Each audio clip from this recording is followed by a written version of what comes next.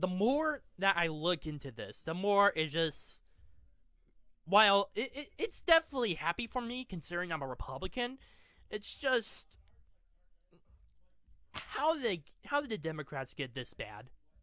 Seriously, because with the whole idea of socialism, it's despite the fact that it's very prevalent among millennials, it's still not very popular with the rest of the American population. I mean, after all, we've seen the effects in the Soviet Russia and in currently communist China. Yeah, you could say that they have currently state capitalism, but to be fair, they still have a shit ton of problems.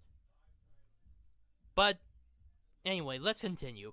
Currently, the Democrats are in the major civil war right now. I mean, it's really bad. I am surprised that they haven't split up into a third party yet. I really haven't, because right now it's beginning to look like a factionalized civil war. One with the far left and the other with the neoliberals. So the reason why I say this is because recently, the Democrats, a few Democrats managed to decide to vote alongside with Republicans over amending a gun control bill, which would restrict illegal immigrants from owning or carrying firearms. Now, in my personal opinion, that is a good thing considering, well, they're not civilians and they could possibly have a list of crimes that they have committed. Now, aside from illegally crossing the border. Now, that's a completely different issue. But anyway, 24 Democrats decided to vote with the Republicans. It turned that narrow majority that the Democrats had against them. And the people like Alexandria Ocasio-Cortez, and I'm pretty certain to an extent, Nancy Pelosi, are pissed about this. I mean, after all, she is definitely the kind of woman who loves socialism and wants to abolish ICE, so that doesn't really surprise me. But what does surprise me is how hostile she is. How the entire far left is hostile with the neoliberal faction of the Democratic Party.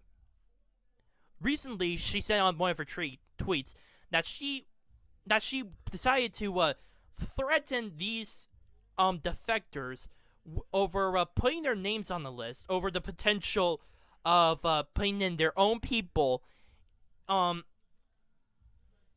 kicking them out of power.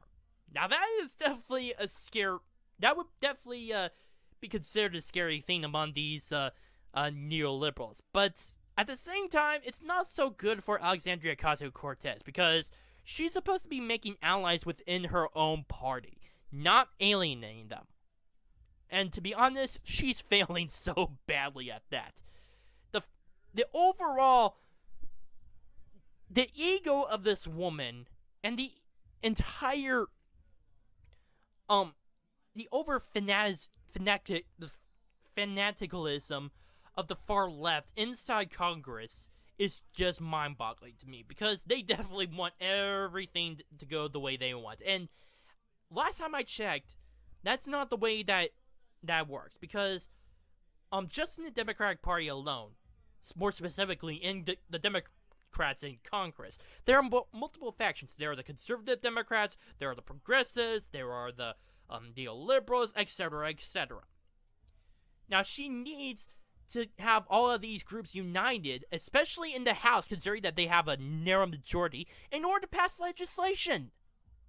Now, I know that Alexandria Ocasio-Cortez is not, it's just a newcomer, and she's not a real leader, but considering that the media props her up like this,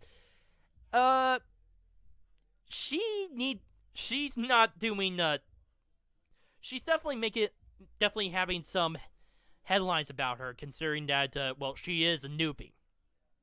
And I think that's kind of a problem. That's the problem. The fact that she is a newbie in Congress. Because the only thing that she had as an occupation just before Congress was being a barmaid. And that's it. She just suddenly becomes representatives and is introducing many of these crazy, insane deal, insane bills, like of course the Green New Deal. Now that's actually turned off a lot of Democrats and a lot of all Republicans because of how crazy this is. I mean, trying to ban air traffic? Are you kidding me? And to destroy every single building to make it green and energy sustainable? It's just, how I don't understand her at all. The only thing I can get from all this is that she feels entitled and she is a narcissist. And this is becoming a big problem for her. Because her personality of many people on the far left are alienating so many others in their own party. The neoliberals, the progressives, the conservative Democrats, everyone. Even the blue worker Democrats who have been so much in the grip of the Democratic Party are just saying, no, I don't like this because of how far left these people are turning. It's become that bad. And I think that's going to be causing the Democrats, well, I think that the Democrats are going to be screwed in 2020. Now, I know that it's going to be a little bit more than a year until the election comes out, but considering how a lot of the senators and representatives who are currently running for the presidency are just in support of these far left ideas, like Cory Booker and Kamala Harris supporting the Green New Deal, it definitely would be a turnoff, especially among the Democrats themselves. Because you need your own party base. You cannot afford defections. And that is also an issue within Congress, the House of Representatives. Because if the Democrats want to have anything of their own legislation to be passed, at the very least in the lower house, they need to all be on the same page. And apparently, the far left doesn't really like the idea of being on the same page. They don't want any compromises. They don't want to they don't want to make compromises. They don't want to make deals with other factions. It's either their way or no way. And they're willing to use methods of force enforcement, or well, use force by any means necessary in order to get what they want. In order to get what they want. I mean, we already seen from the way Alexandria Ocasio-Cortez decided to send out a warning to these defecting Congress people. Just that fact, it definitely shows that there is high tension among the Democratic Party. And I think this is just going to be the beginning. To be completely honest with you. This is March 1st, the beginning of the third month of this Congress. And considering that AOC and many of these far leftists were elected and sworn in on January 3rd, 2017. I know that there are two completely different dates of being elected and sworn in, but I'm just gonna be here for doing that for simplistic sake. They are definitely gonna have a lot on their hands of achieving what they want to do, or wanting to want. Sorry, I can't talk today. Damn. Anyway, the Democrats are definitely going to have a lot on their plate because the far left, considering of a lot of their agenda is, they're going to be at odds with other factions of the Democratic Party. And I think that this is going to hurt them more because if one side of the Democratic Party fights with the other, then it could be to the Republicans' party's advantage. I mean, I don't have to look any closer than to the 1860 election.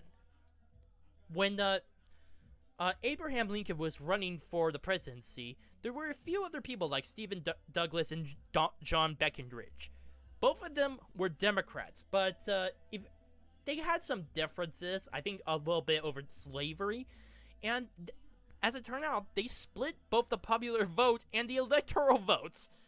In the end, they both got screwed, and Lincoln won. The point is, the Democratic Party cannot afford something like this. They need to be on the same page. But I don't. But considering that the people like Alexandria Ocasio-Cortez and Ilhan Omar are not really in the idea of trying to be on the same page, it's gonna cause problems for them, both during congressional sessions and in elections in the future. That's what I think is going to happen.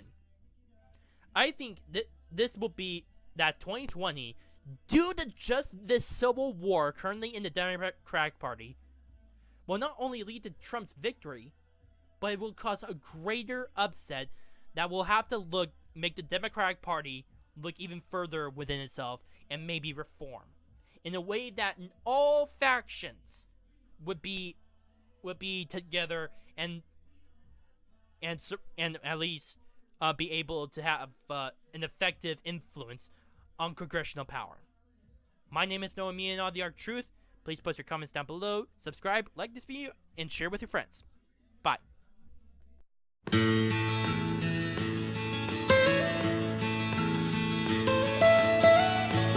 Almost heaven, West Virginia, Blue Ridge Mountains.